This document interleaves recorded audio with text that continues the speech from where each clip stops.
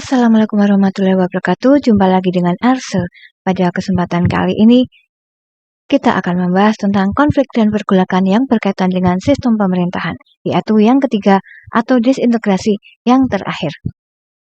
Nah, pada pertemuan kemarin kita telah membahas tentang peristiwa G30 SPKI, DITII, Andi Ayes, dan APRA.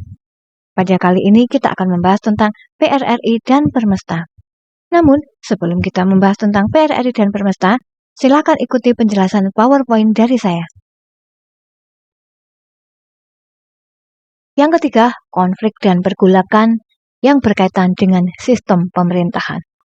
Pemberontakan PRRI dan Permesta.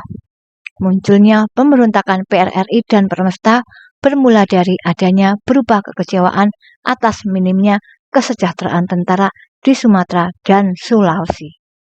Nah, setelah melihat PowerPoint tersebut, apa itu yang namanya PRRI? PRRI adalah singkatan dari Pemerintah Revolusional Republik Indonesia. Sementara Permesta adalah Perjuangan Semesta atau Perjuangan Rakyat Semesta. Nah, pemberontakan ini muncul menjelang pembentukan Republik Indonesia Serikat atau RIS pada tahun 1949.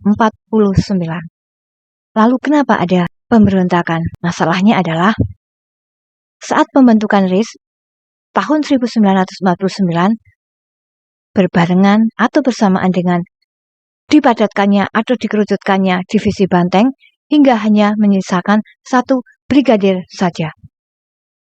Nah, kemudian brigadir tersebut diperkecil lagi menjadi resimen infanteri 4TT1BB. Nah, kejadian itu membuat para perwira dan prajurit divisi 9 Banteng merasa kecewa.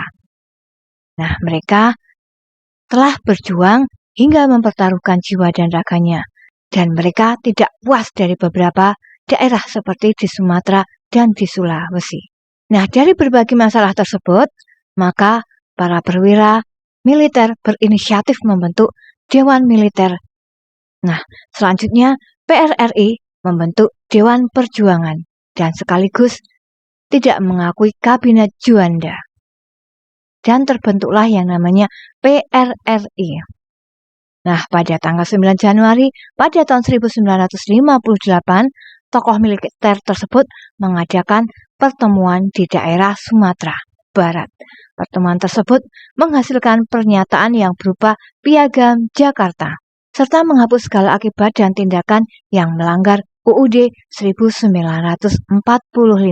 Nah, selanjutnya Kolonel Ahmad Hussein tanggal 15 Februari tahun 1958 memproklamirkan berdirinya Pemerintahan Revolusioner Republik Indonesia atau PRRI dengan Perdana Menterinya Syarifudin Prawironegoro.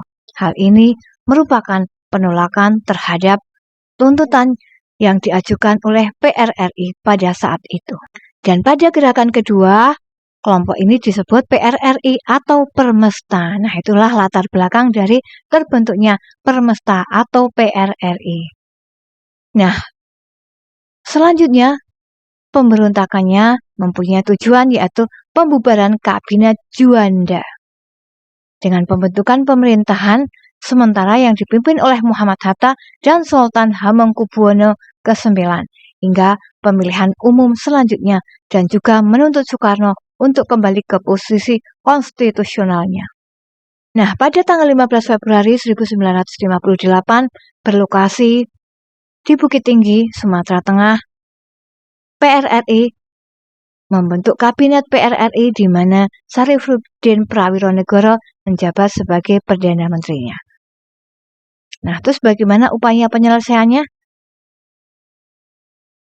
Rencana penumpasan pemberontakan PRRI direncanakan oleh Insinyur Juanda dan Aha Nasution, yang kemudian didorongkan oleh Presiden Soekarno dengan menyokong gencatan senjata.